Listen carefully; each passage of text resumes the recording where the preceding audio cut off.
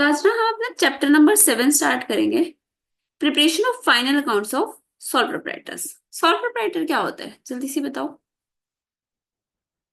Meaning of sole proprietor.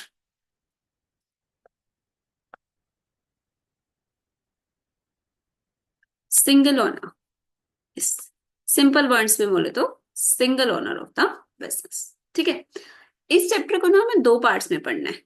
अगर आपकी manufacturing entity है तो क्या होगा। मैन्युफैक्चरिंग मतलब जो पहले रॉ मटेरियल परचेज करती है, उस पर कुछ ना कुछ प्रोसेस करती है और उसको फिनिश गुड्स में कन्वर्ट कर देती है। ठीक है। और दूसरी होती है आपकी नॉन मैन्युफैक्चरिंग। नॉन मैन्युफैक्चरिंग जिसको हम ट्रेडर भी बोल सकते हैं। याद है आपने इन्वेंट्री में एक चीज पढ़ी थी। मैन्युफैक्चरिंग के केस में इन्वेंट्री में क्या क्या आता है, थोड़ा सा अगर ब्रशअप करें तो जो लास्ट टाइम पढ़ा था, बताइए जी। इन्वेंट्री में मैन्युफैक्चरिंग के केस में क्या क्या आता है, बोलो।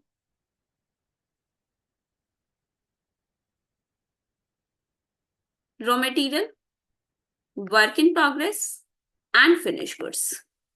ठीक है। और नॉन मैन्युफैक्चरिंग ट्रेडर के केस में क्या आता है आपका, फिनिश्ड गुड्स। और एक हमने देखा था पैकिंग मटेरियल। ठीक है। अब हमारे में जो मैन्युफैक्चरिंग होता है और नॉन मैन्युफैक्चरिंग होता है, दोनों के फाइनल अकाउंट्स में क्या डिफरेंस आता है। हमें यहाँ पे चैप्टर पढ़ना है अपना फाइनल अकाउंट्स का।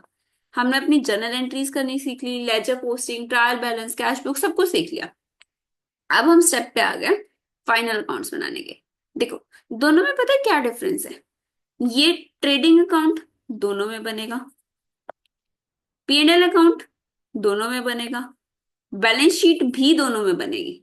सिर्फ एक डिफरेंस है, ये साक्षी, मैन्युफैक्चरिंग अकाउंट। मैन्युफैक्चरिंग अकाउंट सिर्फ और सिर्फ मैन्युफैक्चरर में बनेगा। ठीक है। तो हम सबसे पहले ना नॉन मैन्युफैक्चरर से स्टार्ट करेंगे, जिसमें कि आपका ट्रेडिंग, P&L, बैलेंस शीट। अब आप चीज बताओ, आपने एक बिजनेस स्टार्ट करा, राइट। बिजनेस में सबसे पहले आप क्या चीज लगाओगे, एकदम न्यू बिजनेस है, क्या अमाउंट या क्या चीज डालेंगे, उसको आप क्या बोलते हो। यस आशु, कैपिटल। सबसे पहले आप करोगे कैपिटल इंट्रोड्यूस। ठीक है। उसके बाद आप स्टॉक लेकर आओगे, परचेजेस वगैरह करोगे, सेल्स करोगे, एसेट्स होंगे आपके पास, कैश हो सकता है, एटसेट्रा एटसेट्रा, बहुत सारी चीजें हो सकती है। उनको मिला के आपको क्या बनाना है, अपना ट्रेडिंग अकाउंट, P&L अकाउंट और बैलेंस शीट। ठीक है। पहले ना फटाफट थोड़ा सा क्विकली थ्योरी गो थ्रू कर लेते हैं, एडजस्टमेंट्स पढ़ लेते हैं, उसके बाद में हम इसके सारे क्वेश्चंस प्रैक्टिस करेंगे स्टडी मटेरियल के। आप आ जाओ नॉन मैन्युफैक्चरिंग एंटिटीज से। ठीक है। Non manufacturing entities are the entities which are engaged in the purchase and sale of goods at profit without changing the form of goods। मतलब कि आप डायरेक्टली किस फॉर्म में लेते हो, फिनिश गुड्स की फॉर्म में लेते हो और उसको सेल कर देते हो। At the end of the accounting year, the entity must be interested in knowing the results of the business. So they prepare financial statements at the end of the year। आप financial statements बना देते हो।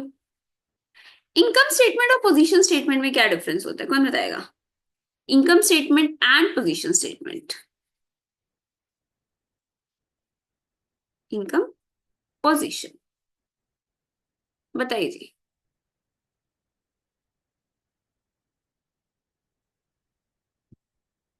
Income to find profit and loss, ये Sakshi. And position,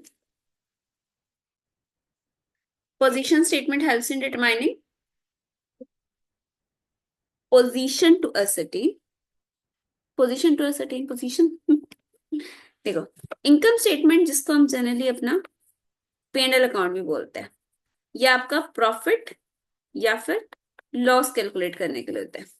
position statement जिसको हम balance sheet भी बोलते हैं, हम देखते हैं कि हमारी फाइनेंशियल पोजीशन क्या है, हमारे पास कितने एसेट्स हैं या फिर कितनी लायबिलिटीज है, क्या हमारी कैपिटल इंट्रोड्यूस्ड है, वो सब हम देखते हैं। पोजीशन स्टेटमेंट से रीड कर लो। प्रॉफिट और loss is disclosed in income statement prepared at end of the close of financial year. Position statement, it exhibits assets and liabilities of the business at the close of the financial year. ठीक है। Income statement को हम दो parts में divide करते हैं, trading account, P&L account. दोनों में डिफरेंस बताओगे मेरे को, ट्रेडिंग अकाउंट और P&L अकाउंट में क्या डिफरेंस होता है, कौन बताएगा। Trading account and P&L account क्या डिफरेंस होता है।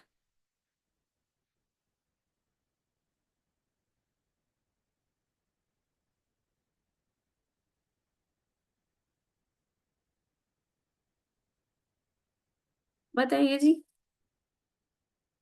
Trading account and profit and loss account.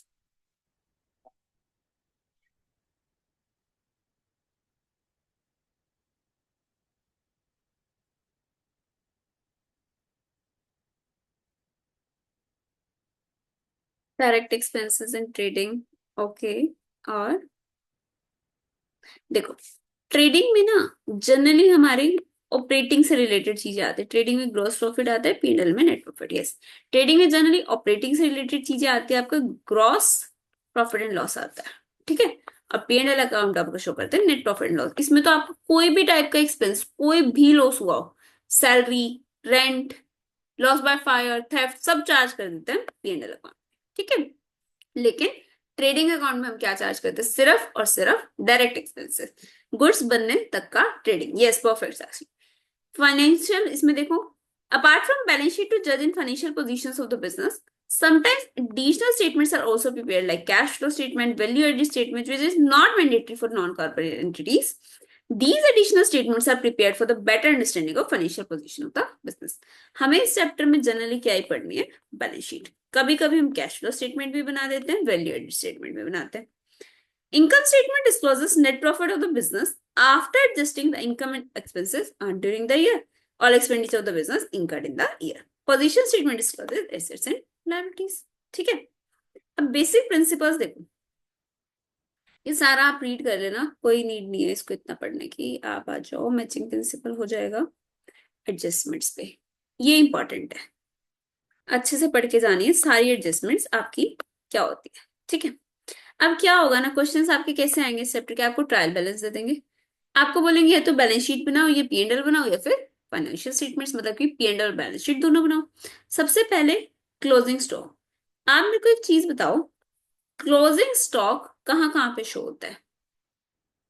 Closing stock, assuming it is given outside trial balance, trading account and balance sheet. Trading में किस साइड पे? क्रेडिट या डेबिट? क्रेडिट। और balance sheet में? Balance sheet में liabilities.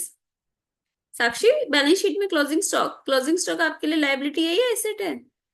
Yes, closing stock is shown on the asset side.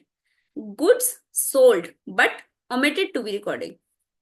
Goods sold, sales की entry क्या होती है? Goods sold but omitted to be recorded. Debtors to sale, debtors आपके कहां पे शो होते हैं? बैलेंस शीट में। और सेल्स कहां पे शो होती है? जल्दी जल्दी टाइप करते जाओ। ट्रेडिंग में। डेबिट या credit?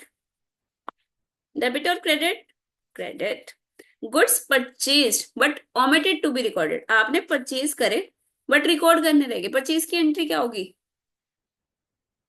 Goods purchase but omitted to be recorded, purchases to trading account. Purchases, purchases to creditors. Purchases आपकी कहां पे शो देंगे? ट्रेडिंग में। ट्रेडिंग में डेबिट साइड में, परफेक्ट। और क्रेडिटर्स कहां पे शो होंगे? क्रेडिटर्स कहां पे शो होंगे? लायबिलिटीज में। यस, बैलेंस शीट में, लायबिलिटी में। Sale of goods on approval basis, इस पॉइंट को समझना और अपना इन्वेंट्री वाला चैप्टर याद करना। Sale of goods on approval basis. मेरे को 3 कंडीशन बताओगे? हमने इन्वेंट्री में पढ़ी थी कि हम अप्रूवल बेसिस पे जब सेल करते हैं तो उसको एक्चुअल सेल्स कब मानते हैं? अप्रूवल बेसिस पे सेल्स करिए, उसको एक्चुअल सेल्स कब मानते हैं? जल्दी से बताओ। 3 कंडीशंस पढ़ी थी हमने, याद करो। आपने किसी को अप्रूवल पे सेल्स करी है तो आप उसको सेल्स कब मानोगे? एक्सेप्ट कर ले, यस, फॉर्मल एक्सेप्टेंस। और या तो वो बता दे, यस, उसको फॉर्मल एक्सेप्टेंस ही बोलेंगे। Yes, time period elapsed, time expired. और कभी कभी एक्ट अडॉप्टिंग द ट्रांजेक्शन। हाँ, आगे सेल कर देंगे। यस साक्षी, आपने कुछ ऐसा एक्ट कर दिया जिससे आपको पता चल गया। अगर अभी तक बैलेंस शीट डेट पे इन तीनों में से कोई कंडीशन, हाँ जी साक्षी, लो में पढ़ा था, अगर अभी तक इन तीनों में से कोई भी कंडीशन फुलफिल नहीं हुई है तो क्या हम उसको सेल्स मानते हैं? यस और नो? नो। तो हम क्या करते हैं उसको? अगर हम इसको सेल्स नहीं मान रहे तो जो वो स्टॉक है क्या हम उसको अपने क्लोजिंग स्टॉक में ऐड करते हैं या नहीं करते? ट्रेडिंग में सेल में से माइनस एंड क्लोजिंग स्टॉक में ऐड। अब आपने जब सेल्स करी थी तो एंट्री क्या करी थी? Debtors to sales. अब आपको सेल्स में से माइनस करना है, क्या एंट्री करेंगे? डेटर्स में से माइनस, सेल्स में से माइनस, तो ये क्या एंट्री हो जाएगी? Sales to debtors. ठीक है जी। आपकी नॉर्मल सेल्स की एंट्री होती है डेटर्स टू सेल्स। अब आपको सेल्स में से कम करना है, डेटर्स में से कम करना है, तो इसकी रिवर्स एंट्री कर दो, सेल्स टू डेटर्स। अब क्वेश्चन आता है इसको शो कहाँ करें, तो हम इसको शो करेंगे अपने क्लोजिंग स्टॉक में। Closing stock debit to trading. ठीक है, ये चीज समझ आई? यस और नो? सेल्स में से हमने कम कर दिया इसको और अपने क्लोजिंग स्टॉक में शो कर दिया। Deducted from sales on the credit side, added to closing stock on the credit side. Deducted from debtors on the asset side, added on closing stock of the asset side. Yes और no? ये entry समझ आई या नहीं आई, fourth वाली? जल्दी से बताओ, फोर्थ एंट्री समझ आई? साक्षी, साक्षी, यस और नो? ठीक है। Goods distributed as free samples, free sample पे गुड्स दिए, आपकी एंट्री क्या हो जाएगी? आपके एक तो गुड्स कम हो रहे हैं और फ्री सैंपल आपका एक्सपेंस है। Free samples account debit to purchases, yes purchases में से माइनस कर देंगे। फ्री सैंपल आपका पीएनएल में चला जाएगा और परचेजेस में से आपका लेस हो जाएगा, डिडक्टेड। ड्रॉइंग्स इन गुड्स, ड्रॉइंग्स करिए आपने गुड्स की, क्या एंट्री करेंगे? ड्रॉइंग्स टू परचेजेस और यस परचेजेस और कैपिटल में से माइनस। ड्रॉइंग्स आपकी कैपिटल में से रिड्यूस हो जाएगी बैलेंस शीट में, कैपिटल में से रिड्यूस हो जाएगी, और परचेजेस में से आपका डेबिट साइड से रिड्यूस हो जाएगा। डेप्रिसिएशन की entry, depreciation to assets. Depreciation कहां पे जाता है आपका, ट्रेडिंग या पीएनएल? हाँ जी, पीएनएल, यस। एसेट में से इसको प्लस कर देंगे, perfect. Provision for doubtful debts, provision for doubtful debts क्या एंट्री होती है? Profit and loss account debit to provision for doubtful debts. PNL में तो ये डेबिट हो जाएगा। प्रोविजन फॉर डाउटफुल डेट्स का हम क्या करते हैं, कहां पे शो करते हैं? हाँ जी, प्रोविजन फॉर डाउटफुल डेट्स कहां पे शो करते हैं? Minus from assets, deducted from assets या debtors. Provision for discount on debtors, बिल्कुल सेम बात है, PNL to provision for discount, और हम कहां पे से लेस कर देंगे इसको? डेटर्स में से। फर्दर बैड डेट्स हो गए, further bad debts, bad debts की क्या एंट्री होती है? Bad debts to sundry debtors. Bad debts आपका एक्सपेंस है, पीएनएल से चार्ज कर दो और डेटर्स में से लेस कर दो। आउटस्टैंडिंग एक्सपेंसेस, आउटस्टैंडिंग एक्सपेंसेस की एंट्री क्या होती है? हाँ जी, outstanding expenses, expenses to outstanding expenses.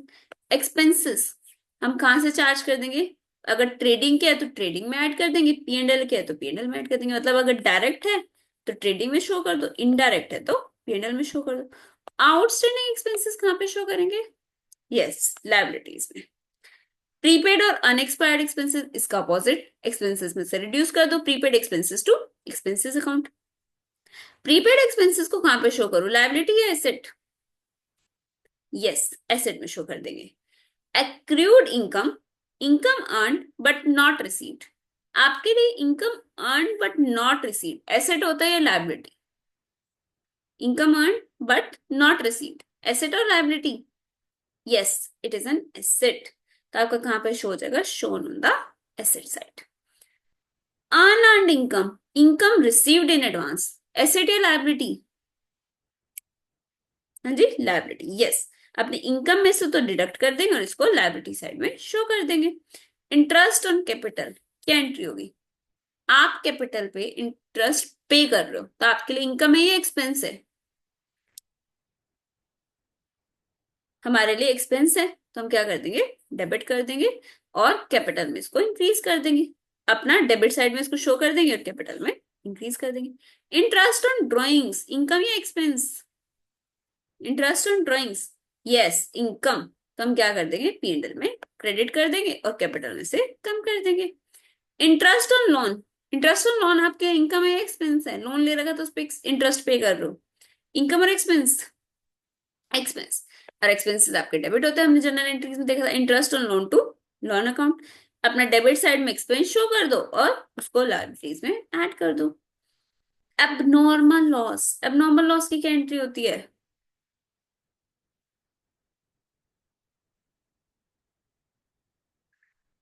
पहली बात तो आपको एबनॉर्मल लॉस का मीनिंग पता है?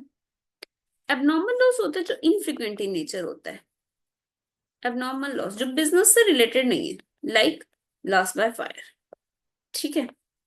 नॉर्मली देखो, एबनॉर्मल लॉस आपके लिए लॉस या एक्सपेंस है? Abnormal loss debit. आपका स्टॉक कम हो रहा है तो टू परचेजेस, राइट। अब आप कह रहे हो कि आप क्या पूरा का पूरा इसको पेंडेंट से चार्ज कर दोगे? नहीं।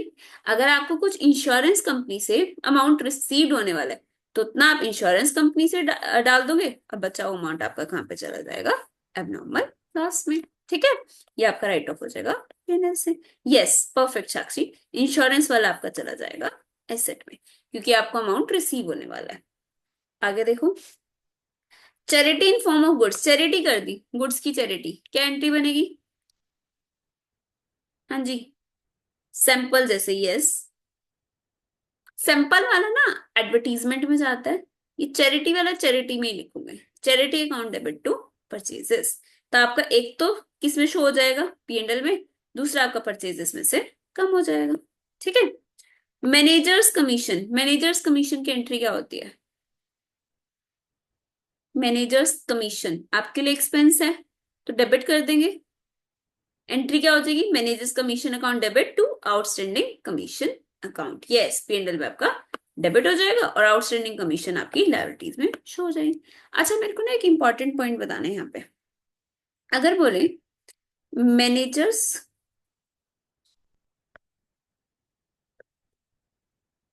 Managers commission 10% on profit, first case is before charging such commission, second case is after charging such commission. बताओ, बिफोर चार्जिंग सच कमीशन क्या करेंगे? बिफोर चार्जिंग के केस में क्या करेंगे जी? जल्दी जल्दी सब लोग बताओ। आफ्टर में rate by rate plus 100 and before में रेट बाय 100। आफ्टर में रेट प्लस 100। यस। बिफोर में तो हम नॉर्मली करेंगे net profit into rate by 100, और आफ्टर में हम करेंगे net profit into rate by rate plus 100। ठीक है। तो आपका ये छोटा सा एक पॉइंट यूज हो सकता है, बाकी बहुत ही ज्यादा सिंपल क्वेश्चन है इसके।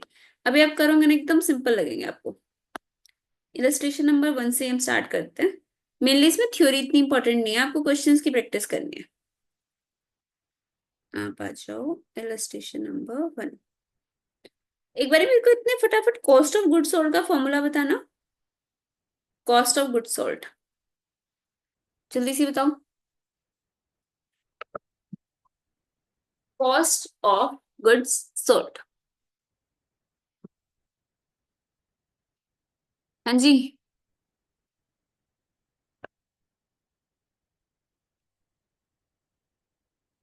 पता है किसी को?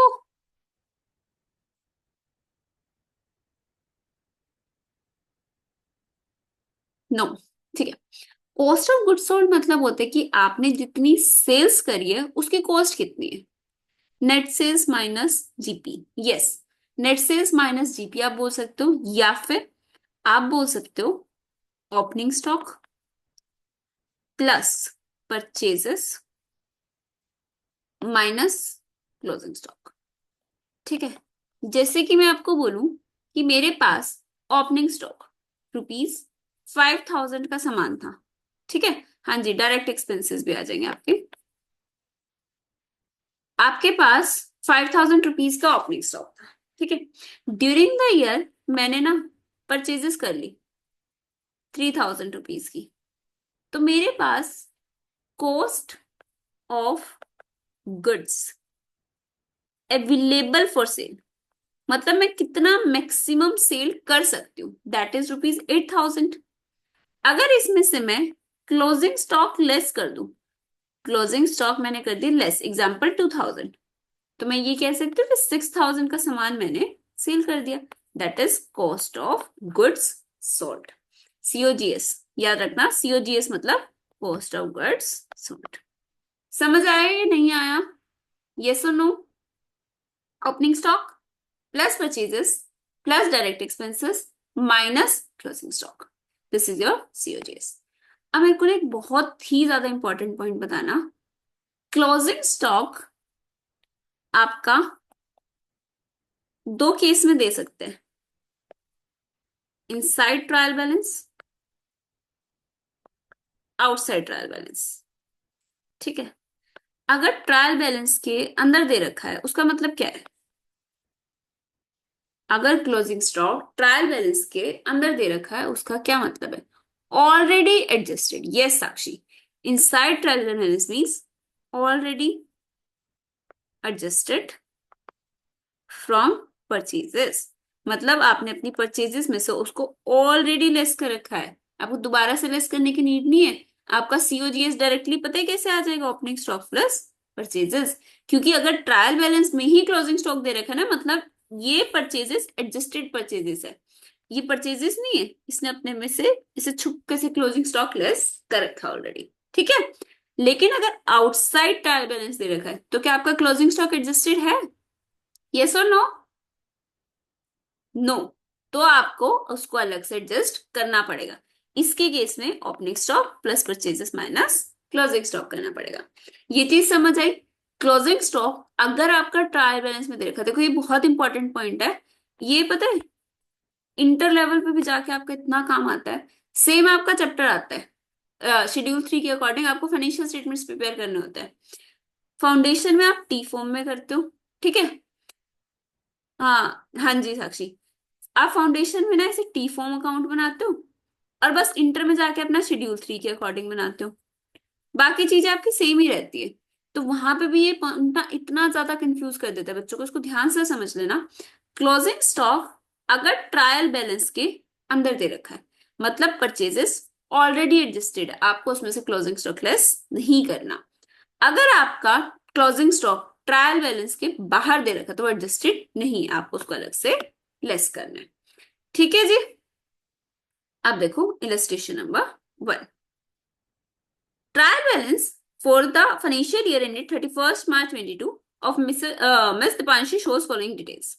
परचेज सेल्स डेटर्स क्रेडिटर्स ये सब दे रखा है, एडिशनल इन्फॉर्मेशन दे रखे।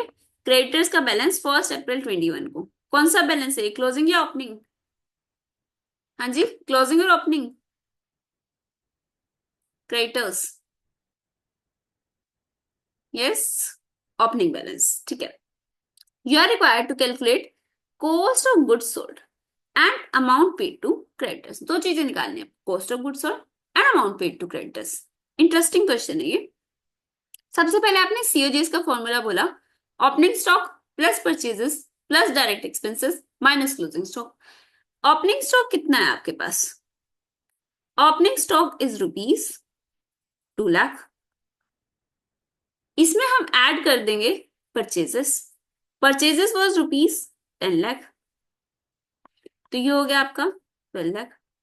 अब मेरे को बताओ कॉस्ट ऑफ गुड्स सोल्ड निकालने के लिए क्लोजिंग स्टॉक लेस करूं या नहीं करूं, ध्यान से सोच के बताना। क्लोजिंग स्टॉक लेस करूं या नहीं करूं COGS निकालने के लिए? हाँ जी, नहीं करेंगे साक्षी, आप लोग भी बताओ नहीं करेंगे, क्यों नहीं करेंगे? क्लोजिंग स्टॉक यहाँ पे लेस क्यों नहीं करेंगे? ऑलरेडी हो रखा है, यस, क्लोजिंग स्टॉक आपको ट्रायल बैलेंस में गिवन है तो ये ऑलरेडी एडजस्टेड है, तो ये 12 लाख रुपीज आपका क्या हो जाएगा? COGS। ठीक है, अगर आपका closing stock outside trial balance दे रखा होता है not adjusted, inside trial balance दे रखा है मतलब ऑलरेडी एडजस्टेड, तो ये आपका 12 lakhs का आ गया कॉस्ट ऑफ गुड्स सोल्ड। इसमें किसी को कोई डाउट? COGS समझ आया? यस। नेक्स्ट आपको निकालना है payment to creditors. Payment to creditors, अगर हम क्रेडिटर्स अकाउंट बना दें, बताओ क्रेडिटर्स का ओपनिंग बैलेंस डेबिट होता है या क्रेडिट? क्रेडिटर्स का ओपनिंग बैलेंस डेबिट होता है या क्रेडिट? क्रेडिट। आपका ओपनिंग बैलेंस दे रखा है 3 lakh rupees, by balance brought down 3 lakh. ठीक है जी, आपने ड्यूरिंग द ईयर परचेजेस भी करी है, कुछ क्लोजिंग बैलेंस भी है। इनमें से बताओ क्रेडिटर्स का कौन सा है, 5 लाख या 4 लाख? डेटर्स क्रेडिटर सामने सामने दे रखे हैं। यस, 4 लाख क्रेडिट बैलेंस होता है आपका क्रेडिटर्स का। To balance carry down 4 lakh. अच्छा, अब यहाँ पे एक इंपॉर्टेंट पॉइंट है, आपकी परचेजेस कितनी है? ड्यूरिंग द ईयर आपने परचेजेस कितनी करी है? ध्यान से सोच के बताना, जल्दीबाजी में नहीं लिखना। आपने ड्यूरिंग द ईयर परचेजेस कितनी करी है? देखते हैं कौन बताएगा। यस, वेरी गुड साक्षी। नहीं मधुर, 10 लैक्स नहीं करी। ये 10 लैक्स की परचेजेस तो क्लोजिंग स्टॉक एडजस्ट करने के बाद है ना। क्लोजिंग स्टॉक भी तो आपने परचेज करा ही है। तो आपकी परचेजेस पता है कितनी है? 10 lakh plus closing stock 3 lakh, 13 lakh. क्योंकि अभी हमने ये चीज डिस्कस करी थी, ये आप ना अपने नोट्स में मेंशन कर लो, जो भी आपके नोट्स हैं, कि अगर आपको closing stock inside trial balance दे रखा है तो सीओजीएस में तो वो लेस नहीं करना, लेकिन अगर पेमेंट टू क्रेडिटर्स निकालना है तो उसको परचेजेस में ऐड कर दोगे। तो आपकी परचेजेस कितने की है? 13 लैक्स की बाय परचेजेस। तो पेमेंट कितनी आई जल्दी सी बताओ। यहाँ पे कितना लिखूं मैं? To bank balancing figure.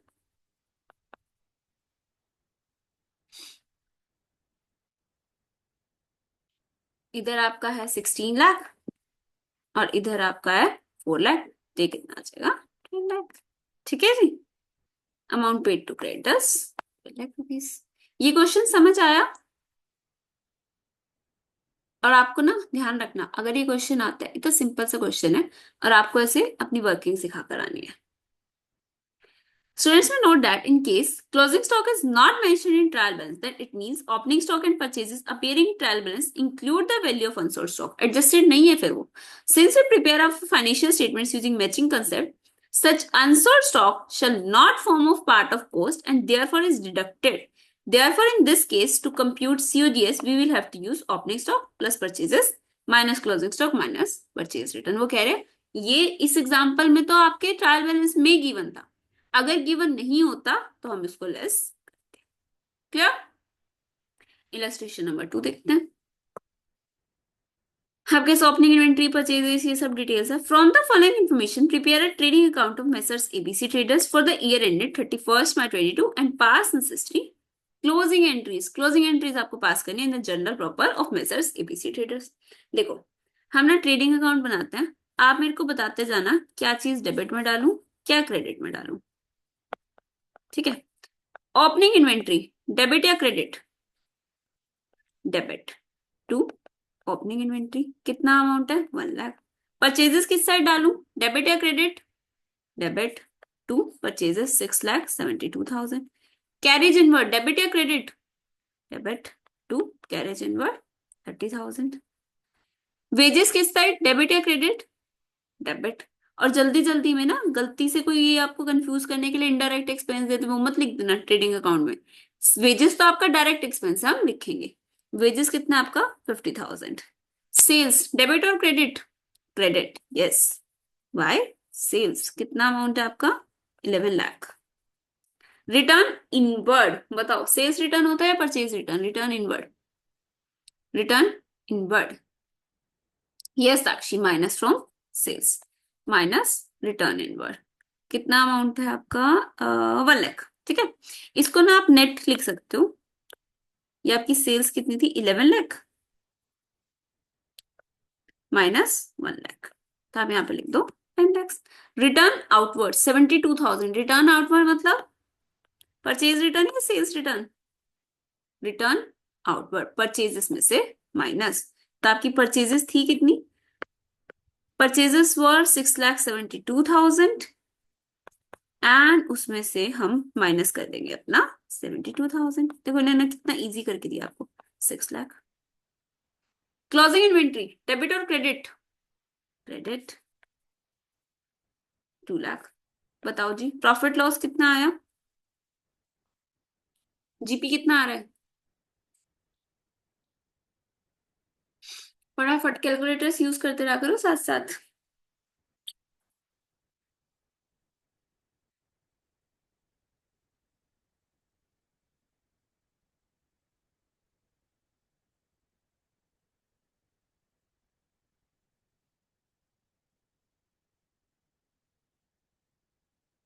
Profit loss बताओ जी। जीपी 4,20,000। यस, आपका जीपी आ गया 4,20,000। अब आपको करनी क्लोजिंग एंट्रीज। क्लोजिंग एंट्रीज कुछ भी नहीं होती। आपको क्या करना है, जो भी ट्रेडिंग अकाउंट के डेबिट में जा रहा है, ट्रेडिंग अकाउंट डेबिट, वो सारे नाम लिख दो। जो भी क्रेडिट में जा रहा है वो क्या कर दो, क्रेडिट साइड में लिख दो। बैलेंसिंग फिगर जीपी आएगा, उसको प्रॉफिट एंड लॉस में ट्रांसफर कर देना। जैसे ये चीज देखो आप, रिटर्न आउटवर्ड्स परचेजेस सेल्स। जैसे ये आपका है, ट्रेडिंग अकाउंट के डेबिट में आपकी ओपनिंग इन्वेंट्री आई थी, परचेजेस आई थी, वेजेस आया था, कैरेज इनवर्ड आया था। ठीक है, उसके क्रेडिट में क्या क्या आया था, सेल्स आया था और क्लोजिंग स्टॉक आया था। ठीक है, रिटर्न इनवर्ड को एडजस्ट कर दिया, रिटर्न आउटवर्ड को एडजस्ट कर दिया, परचेजेस और सेल्स में से जो भी बैलेंसिंग फिगर आया वो जीपी हो गया। Trading account debit to GP. Account के थ्रू देखो, ये हमने डेबिट में लिखा ना, ट्रेडिंग अकाउंट डेबिट टू, ये आपका यहाँ पे आ जाएगा टू जीपी 4,20,000। और ये जीपी कहाँ पे चला जाता है आपका, प्रॉफिट एंड लॉस अकाउंट में। ठीक है, क्या हो जाएगा, GP account debit to profit and loss account. Closing entry समझ आई आपको। सिर्फ आपको क्या करना है, ट्रेडिंग के जो भी डेबिट में, trading account debit to opening stock, purchases और जीपी, ये सब आ जाएगा। और क्या आ जाएगा आपका, क्रेडिट में क्या क्या आ जाएगा, क्या क्या चीजें थी आपकी, सेल्स, क्लोजिंग स्टॉक, ये सब चीजें क्रेडिट में to P to trading account balancing figure PNL में चला जाएगा। ये समझ आया या नहीं, ये सुन नो। Closing entries. ठीक है, साक्षी, तेजस, तेजस समझ आ रहा है आपको।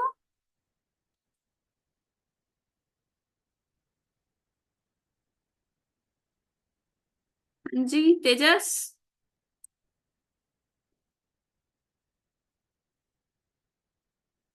ठीक है, इलस्ट्रेशन नंबर 3 देखो। Revenue expenses and GP balance of Messrs ABC traders for the year ended 31st March as follows. GP दे रखा है आपको, एक्सपेंसेस दे रखे हैं। Prepare profit and loss account for the traders, show necessary closing entries in the journal proper. P and L account बनाना है आपको। जीपी दे रखा है, डेबिट लिखू या क्रेडिट, जीपी क्रेडिट। जीपी है आपका 4,20,000। सैलरीज डेबिट और क्रेडिट, सैलरी 1,10,000। डिस्काउंट क्रेडिट बता के जा रहे हैं 18,000। Discount debit 19,000। Bad debts debit और क्रेडिट, ये भी देखते जाना पीएनएल की आइटम भी है या नहीं है। Bad debts 17,000। डेप्रिसिएशन डेबिट और credit, depreciation yes 65,000। Legal charges, charge expense है 25,000। कंसल्टेंसी फीस किधर लिखूं, debit yes 32,000। Audit fees 1,000। Electricity charges, electricity charges भी आ जाएंगे आपके 17,000। Telephone postage and telegram 12,000। Stationery 27,000। Interest paid 70,000। ये सारे आपके इनकम्स आ गए, एक्सपेंसेस आ गए। अब इसकी क्लोजिंग एंट्री कैसे होगी, ये तो नॉर्मल आप नेट प्रॉफिट निकाल लोगे। ये आपका प्रॉफिट एंड लॉस है ना, तो आप क्या लिखोगे, P and L account debit to salaries, depreciation, bad debts etcetera etcetera, सारे एक्सपेंसेस लिख देना है। ठीक है, इधर क्या लिखोगे आप, GP debit to profit and loss account, discount receive debit to profit and loss account, ये आपकी एंट्रीज हो जाएंगी। Discount receive to P and L, GP to P and L और P and L to all expenses. फिर आप क्या करोगे, balancing figure आपका नेट प्रॉफिट आएगा, P and L debit to net profit, और नेट प्रॉफिट आपका कहाँ पे चला जाता है, कैपिटल अकाउंट में। नेट लॉस होता तो आपकी एंट्री क्या बन जाती, कैपिटल टू नेट लॉस। ये चीज समझ आई, यस और no. P and L account बनाना आता है सबको, ठीक है डन। नेक्स्ट देखो, illustration number 4। This is a good one. ये जो अभी हमने डिस्कस करा था ना, जो रेक्टिफिकेशन वाले में, वैसा ही है। On 1 April 2021, provision for doubtful debts, opening provision 40,000। Trade receivables on 31st March पर 15 lakh, closing trade receivable 15 lakh है। Bad debts 1 lakh, bad debts आपके कितने के हुए हैं? 1 लाख रुपीज के। It is required to write off the bad debts and create a provision, bad debts को आपको राइट ऑफ करना है, प्रोविजन क्रिएट करना है, equal to 5% of trade receivable. Show how would you compute the amount debited to P&L account. बताओ जी, calculate करो, 2 minute दे रही हूँ, कितना अमाउंट आप डेबिट करोगे प्रॉफिट एंड लॉस अकाउंट से। आपके ओपनिंग प्रोविजन है, बैड डेट्स है, डेटर्स है, प्रोविजन का रेट है, जल्दी से निकालो।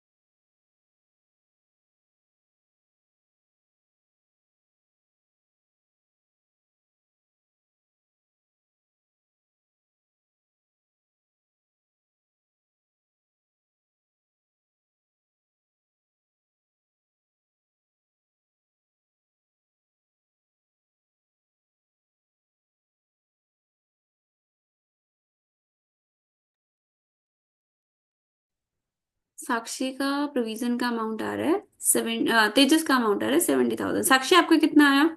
आशु मधुर आप लोगों का कितना आया? 70,000, सबका आ रहा है 70,000। 70,000 का आपका बैलेंस कैरिड डाउन आएगा। प्रॉफिट एंड लॉस से आपका क्या आएगा? बैलेंसिंग फिगर देखो कैसे आया। ओपनिंग प्रोविजन था 40,000, जिसमें से आपने बेड डेट्स राइट ऑफ कर दी 1 लाख, तो आपको 60,000 का तो ये शॉर्ट प्रोविजन हो गया, ये आपको क्रिएट करना है। दूसरी बात, आपके ट्रेड रिसीवेबल 15 लाख के थे, ठीक है? 15 लाख रुपीज में से 1 लाख रुपीज के तो बैड डेट्स हो गए, उसका प्रोविजन थोड़ी ना बनाऊंगा, वो तो बैड डेट्स हो ही चुके। तो 14 लाख बचे, 14 लाख का 5% कितना आ जाएगा? 70,000। तो एक तो ये 60 आपको क्रिएट करना है, कि ये 70 आपको क्रिएट करना है, तो अमाउंट डेबिटेड कितना हो जाएगा? 1,30,000, ठीक है? तो इसमें आप 70,000 ने लिख कर आओगे, ये तो है कि इस साल का कितना है। बट जो आपका शॉर्ट प्रोविजन है 60,000, वो भी तो आपको क्रिएट करना पड़ेगा ना, तो आप अमाउंट कितना लिखोगे? 1,30,000, ठीक है? ये साक्षी 15 - 1 14 लाख का 5%। ये क्वेश्चन समझ आया सबको? इंपॉर्टेंट एडजस्टमेंट है, देखो यहाँ पे तो इन्होंने एक छोटा सा इलस्ट्रेशन बना दिया, ये आपका जब ट्रेडिंग पीएनएल में ना एक एडजस्टमेंट की तरह दे देंगे, तो आपको पता होना चाहिए कैसे आता है आपका। जो भी आपके डेटर्स होंगे उसमें से पहले तो बेड डेट्स लेस कर दो, ये जो अमाउंट बचेगा इस पे आपको परसेंटेज लगाना है, ठीक है? और आपका कैसे निकलता है? ये ओपनिंग प्रोविजन होगा, ठीक है? उसमें से बेड डेट्स लेस करो, जो अमाउंट बचेगा उसको और इसको कंपेयर करो, प्रोविजन बना लो, ठीक है जी? नेक्स्ट देखो। Next illustration number 5। Following is the trial balance of सी वेंचू ऑन 31 मार्च। ये आपको ट्रायल बैलेंस दे रखा है। वैल्यू ऑफ क्लोजिंग इन्वेंट्री देखो आउटसाइड ट्रायल बैलेंस दे रखी है। Prepare closing entries for the above items and prepare trading and P&L account. Closing entries करनी है आपको, ट्रेडिंग एंड P&L अकाउंट बनाना है, ठीक है? हम पहले ना ट्रेडिंग P&L बना लेते हैं। सबसे पहले ट्रेडिंग अकाउंट बनाते हैं। आप मेरे को बताओ, ट्रेडिंग अकाउंट में क्या आएगा? क्या कैपिटल अकाउंट आएगा? नहीं। इन्वेंट्रीज ऑन 1 अप्रैल आएगी या नहीं आएगी ट्रेडिंग अकाउंट में? Yes, debit to opening stock. कितना अमाउंट है ये? 2 लाख रुपीज। ये हो गया आपका। कैश इन हैंड नहीं आएगा, मशीनरी अकाउंट भी नहीं आएगा, परचेज अकाउंट, परचेजेस आएंगी या नहीं आएंगी? यस और नो? Yes, to purchases. कितना अमाउंट है परचेजेस? 18,20,000। वेजेस आएंगे या नहीं आएंगे? वेजेस भी आएंगे। How much? 10 लाख। सैलरीज ट्रेडिंग में आएगी या P&L में आएगी? सैलरीज आएंगी आपकी P&L अकाउंट में 10 लाख। डिस्काउंट अलाउड ट्रेडिंग या P&L, और डेबिट या credit? Debit in P&L, yes. Discount allowed 50,000 हमारे लिए एक्सपेंस होता है। डिस्काउंट रिसीव्ड ट्रेडिंग या P&L, और डेबिट या credit? Credit P&L, yes. By discount received 30,000। Sundry office expenses trading या P&L? Office expenses, yes, debit P&L। कितना अमाउंट है? 6 लाख रुपीज। ठीक है जी। सेल्स किस साइड जाएंगे, ट्रेडिंग या P&L? Credit and trading, yes, by sales 50 lakh. Sums owing by customer, trade receivables नहीं आएगा, ट्रेड पेबल्स भी नहीं आएगा, एसेट में जाएगा, हाँ। तो आपका यहां से आ जाएगा GP। ये देख लो आपका, ये सेल्स लिखी थी हमने, हाँ। क्लोजिंग स्टॉक हम लिखना रह गया, 270 का क्लोजिंग स्टॉक भी आ जाएगा। ये अमाउंट हमने लिखे थे, ये GP आ गया, GP ब्रॉट डाउन। डिस्काउंट हमने लिख लिया था, ये सारी एक्सपेंसेस डाल दिए थे, ये नेट प्रॉफिट आ गया। अब इनकी करनी है हमें क्रॉसिंग एंट्रीज, बिल्कुल simple entries. Trading account debit to inventory to purchases to wages, ये आपकी एंट्री आ जाएगी। Trading account debit to inventory to purchases to wages. इधर क्या क्या है? Sales to sales, closing stock to trading account, sales to trading, closing stock to trading. उसके बाद GP, trading inventory, trading account debit to GP account, trading account debit to GP आपका ये आएगा। आप इसको ऐसे भी कर सकते हो, trading to GP, GP to P&L, इन्होंने डायरेक्ट एंट्री कर दी, ठीक है। उसके बाद P&L की entries, P&L account debit to salaries, discount allowed, sundry office expenses. उसके बाद इनकम्स, ट्रेडिंग अकाउंट में से क्या आया? Discount received, discount receive to P&L। Balancing figure कहाँ पे चला जाएगा? कैपिटल अकाउंट में, नेट प्रॉफिट। यस और नो, समझ आया या नहीं?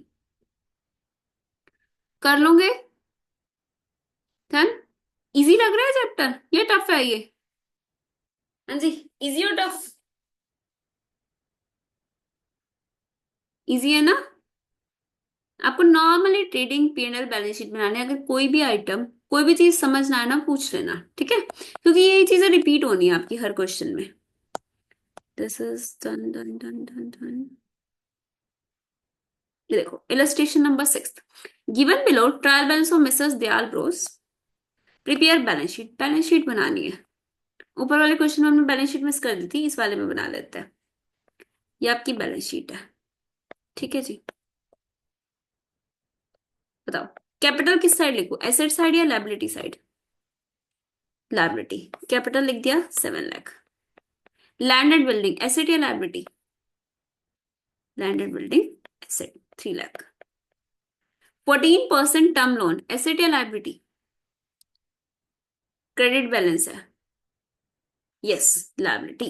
Term loan 4 lakh.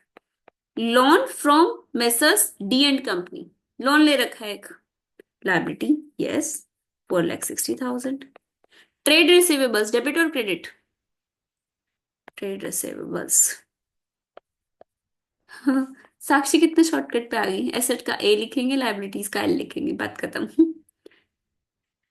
Cash in hand A या L? ठीक है, कैश इन हैंड आपका आ जाएगा 20,000।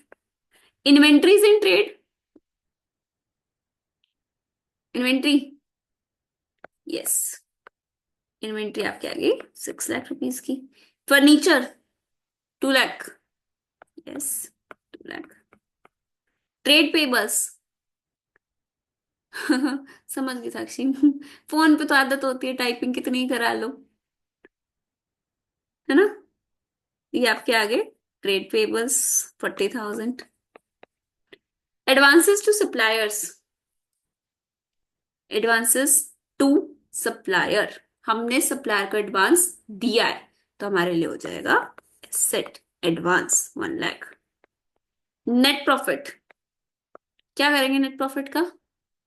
कैपिटल में ऐड कर देंगे, ये आपका कैपिटल में ऐड हो जाएगा, ठीक है। यहाँ पे आप एक सेकेंड,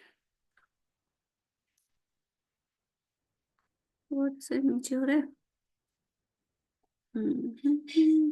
छोड़ो, आप समझ गए ना। कैपिटल में इसको क्या कर देंगे, ऐड कर देंगे, और ड्राइंग्स को क्या करेंगे कैपिटल में, लेस कर देंगे। ठीक है जी, समझ आ गया ये। देखो आपको ना ऐसे पता होना चाहिए, इन्होंने तो डेबिट क्रेडिट लिख के दे रखा है, आपको आइटम्स का बैलेंस पता होना चाहिए कि एसेट में जाएगा या लायबिलिटीज में। वो कभी कभी एक स्टेटमेंट में भी दे सकते हैं आपको, सिंपल एक लाइन में दे दिया तो आप आइडेंटिफाई कैसे करोगे। तो आपको पता होना चाहिए किस चीज का डेबिट बैलेंस एसेट और किस चीज का क्रेडिट बैलेंस लायबिलिटी। डन हो जाएगा ये सबका, बैलेंस शीट बना लोगे। डन, ठीक है जी। Illustration number 7, it is a good question. The balance sheet of Thapar on 1st April 21 was as follows। Balance sheet दे रखे आपको, trade payables, expenses payable, capital की सारी एसेट्स, ये कब की है, ओपनिंग बैलेंस शीट है। During 21-22, his profit and loss account revealed a net profit of 18,30,000। Net profit उसका 18,30,000 का। ये इसमें से उसने क्या क्या कर रखा है चार्ज, रेंट रिसीव हुआ वो से 3 लाख का, डेप्रिसिएशन लगा रखा है उसने प्लांट एंड मशीनरी पे 10%, फर्नीचर पे 5%, provision for doubtful dates create कर रखा है उसने 5% का। But while preparing the P&L account, he had forgotten to provide outstanding expense 180 and prepaid insurance 20। ये चार्ज करना वो भूल ही गया था। His current assets and liabilities on 31st March were as follows. During the year, he withdrew 6 lakh for domestic use. Drop his balance sheet at the end of the year। देखो, balance sheet में आपको capital डालनी है, capital में आप net profit करते हो add, लेकिन ये नेट प्रॉफिट करेक्ट नहीं है, उसमें से ये एडजस्टमेंट्स तो वो कर चुका था, लेकिन ये आउटस्टैंडिंग और प्रीपेड एक्सपेंस की एडजस्टमेंट रहेगी, तो हमें ये एडजस्टमेंट करनी पड़ेगी या नहीं करनी पड़ेगी, ऑब्वियसली करनी पड़ेगी। ये आपका प्रॉफिट एंड लॉस अकाउंट है। ठीक है, आपका नेट प्रॉफिट, अगर मैं इसको आप नॉर्मली बोलूं स्टेटमेंट फॉर्म में अगर हम बना दें, नेट प्रॉफिट है आपका 18,30,000 का। आउटस्टैंडिंग एक्सपेंस 1,80,000, प्रॉफिट में ऐड करूं या लेस करूं, आउटस्टैंडिंग एक्सपेंस 1,80,000, नेट प्रॉफिट में से यस स्टेटस लेस हो जाएगा, आउटस्टैंडिंग एक्सपेंस 1,80,000। आउटस्टैंडिंग एक्सपेंस हो गया प्रीपेड इंश्योरेंस, ऐड करूं या लेस करूं, यस प्रीपेड वाला आपका ऐड हो जाएगा 20,000। कितना अमाउंट आया ये, एडजस्टेड प्रॉफिट कितना आया, एडजस्टेड प्रॉफिट 16,70,000, ये आ गया आपका एडजस्टेड प्रॉफिट। अब आप अपनी बैलेंस शीट में 1670 का प्रॉफिट लेके जाओगे। ठीक है, अब हम अपनी बैलेंस शीट आइटम्स देखते हैं क्या क्या है।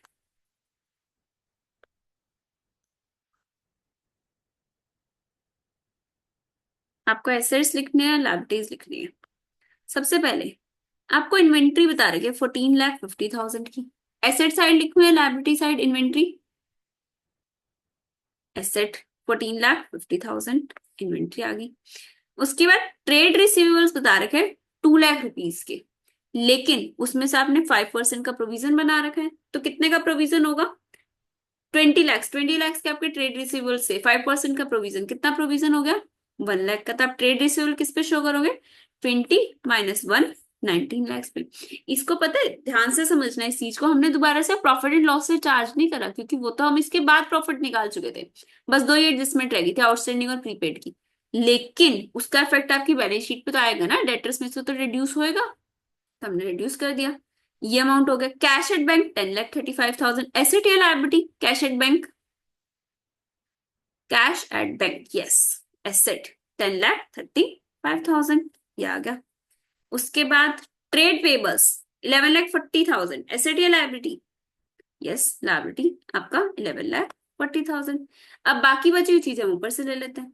ओपनिंग कैपिटल कितनी थी 50 लाख की, उसमें प्रॉफिट ऐड कर दिया।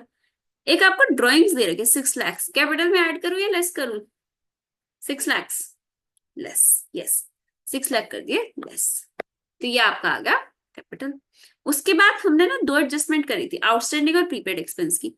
आउटस्टैंडिंग एक्सपेंसेस 180, लायबिलिटी या एसेट, 180 लायबिलिटी या एसेट, लायबिलिटी, और प्रीपेड इंश्योरेंस लायबिलिटी या asset, prepaid insurance asset, yes outstanding expenses liability, prepaid expenses asset. ठीक है, पॉइंट ए का क्या होगा साक्षी, पॉइंट ए ये रेंट रिसीव्ड, रेंट रिसीट का कुछ भी नहीं होगा। रेंट रिसीट हमें कुछ भी नहीं करना, वो कंफ्यूज करने के लिए। रीजन बीइंग, जिसका बैलेंस शीट पे कोई इफेक्ट आ रहा होता है ना, उनको तो हम एडजस्ट करेंगे।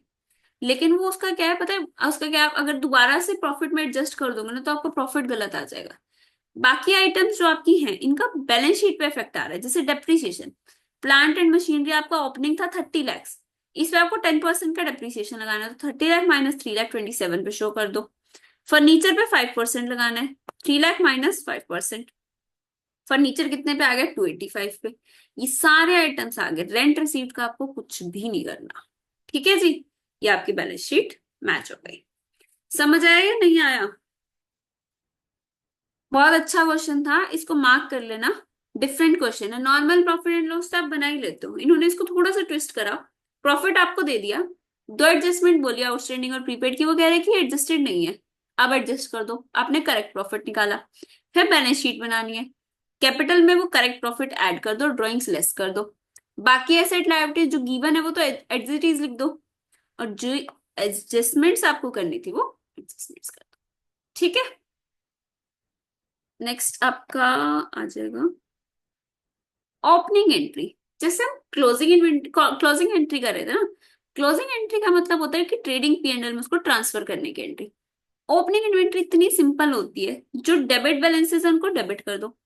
Cash in hand debit, bank debit, trade receiver, closing inventory, machine equipment, सब कुछ कर दो डेबिट। और जो क्रेडिट है उनको क्रेडिट में लिख दो, to Mahindra and sons to capital. हाँ जी, asset debit to liabilities to capital, ये आपकी ओपनिंग इन्वेंट्री होगी। ठीक है, क्वेश्चन नंबर नाइन्थ। नाइन्थ आपका हो जाएगा, इसमें ना दो पॉइंट्स बता देती हूँ आपको। Loan taken at year end, overdraft taken at year end. Year end पे लिया है तो क्या हमें इस पे इंटरेस्ट प्रोवाइड करने की नीड है? एंड में लिया है, नो, कोई इंटरेस्ट चार्ज नहीं करेंगे। नॉर्मल इसको अपनी लायबिलिटी में लिखेंगे, इंटरेस्ट नहीं लिखेंगे। और एक चीज, ये आपकी जीएसटी वाली डिफरेंस है। आपका इनपुट सीजीएसटी है, इनपुट एसजीएसटी है, आउटपुट आईजीएसटी है। हमें इसको सेट ऑफ करना पड़ेगा।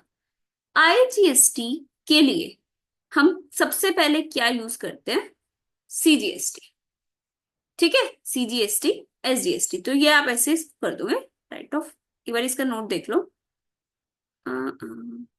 Output IGST liability is paid by utilizing input CGST of 9,000 and input SGST of 6,000. Thereafter, closing balance of input SGST of 3,000 is reported in balance sheet. IGST के लिए आपने first preference देनी होती है CGST को, उसके बाद एसजीएसटी। ठीक है, तो आपका आउटपुट बैलेंस था कितना, 15,000 का। उसमें से आपने पहले 9,000 सीजीएसटी से राइट ऑफ कर दिया, बचा आपका 6,000, ये आपने एसजीएसटी से राइट ऑफ कर दिया 6,000। तो एसजीएसटी का आपका 3,000 का बैलेंस बच गया। इनपुट एसजीएसटी, डेबिट बैलेंस या credit balance? Input SGST, input SGST, yes, debit balance. तो हम किधर शो कर देंगे इसको, एसेट में। आईटीसी आपके लिए एक एसेट होता है, क्योंकि उसको आप एक टैक्स के लिए राइट ऑफ करने के लिए यूज कर सकते हैं, आपको बहुत डिटेल में नहीं समझना। बस इनपुट बैलेंस आपके लिए क्या होता है, एसेट। ठीक है, नेक्स्ट क्वेश्चन भी हो जाएगा आपका। इसमें अगेन ये वाला पॉइंट ना अच्छे से कर लेना, सेट ऑफ वाला पॉइंट है। ठीक है, क्वेश्चन नंबर 12 सिंपल ही है। ठीक है जी, हो जाएगा। आपको क्या करना है, जितने क्वेश्चंस मैंने अभी कराए हैं ना, वो तो सारे करने ही है, एक बार दोबारा से गो थ्रू कर लेना। क्वेश्चन नंबर 12 होमवर्क में करके मेरे को फोटो शेयर करनी है। और अगर आपको किसी को लग रहा हो ना कि टाइम नहीं है, तो भाई ये मान लो ये टाइम ही पढ़ने का, आपके टाइम पढ़ने के लिए ही नहीं है तो फिर किस चीज के लिए है? तो ये चीज तो माइंड से निकाल दो कि टाइम नहीं है, आपको टाइम निकालना पड़ेगा, पढ़ना तो है ही ना। तो आपको क्वेश्चन नंबर 12 पूरा करके मेरे को नोटबुक में फोटो भेजनी है। 13th करना है, 12 13, हाँ ये दो क्वेश्चंस करने हैं आपको। ठीक है, 14th आप रीड कर लेना, नॉर्मल सा क्वेश्चन है, प्रोविजंस वाला। हाँ कोई बात नहीं साक्षी, वो चला गया, सबके ऊपर एप्लीकेबल है ये।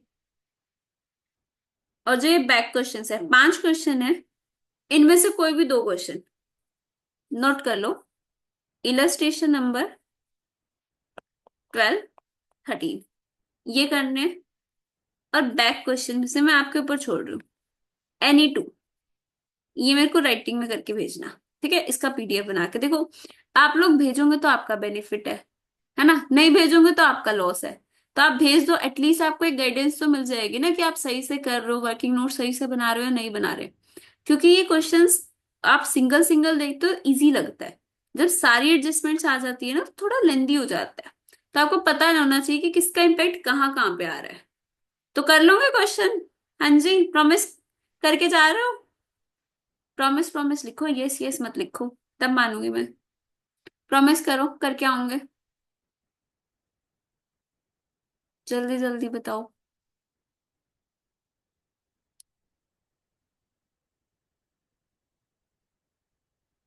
बोलो जी। नहीं। मधुर प्रॉमिस। आप ही रह गए मधुर, डन नहीं, प्रॉमिस लिखो। स्क्रीनशॉट ले लो, रिकॉर्डिंग है, यूट्यूब पे सब देखेंगे आप लोग प्रॉमिस करके जा रहे हो। ठीक है, चलो जी, ये भेज देना। ये हमने मैन्युफैक्चरिंग, नॉन मैन्युफैक्चरिंग वाला करा है, कल हम मैन्युफैक्चरिंग करके कंप्लीट कर देंगे, मैन्युफैक्चरिंग छोटा सा है। ठीक है जी। Good night.